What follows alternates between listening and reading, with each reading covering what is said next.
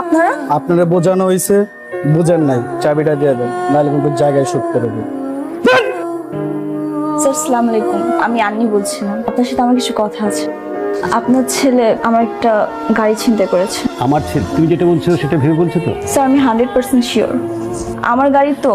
আমি জানি কিছুদিন আগে আমি একটা পুরনো মডেলের মার্সিডিজের গাড়ি কিনি। আপনার ছেলে অনেক টাকার বিনিময়ে গাড়িটা আমার কাছ থেকে কিনতে চেয়েছিল, কিন্তু আমার অনেক শখের গাড়ি তো আমি বিক্রি করিনি, তাই সে ছিনতাই করে গাড়িটি নিয়ে যায়।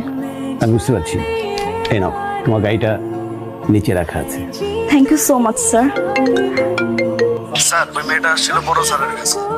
আয়শা আপনার নামে প্রচুর উল্টাপাল্টা কথা বলছে। তারপর বড় স্যার রাগ করে গাড়ি চাবি দিয়ে দিয়েছে, তারপর উনি গাড়ি নিয়ে চলে গেছে। স্যার ফাহিম চৌধুরীকে কেন অ্যারেস্ট করা হয়েছে স্যার? উনি একটি মেয়ের গাড়ি ছিনতাই করেছে এবং ছিনতাইকৃত গাড়িটি পুড়িয়ে দিয়েছে। শাস্তি কার?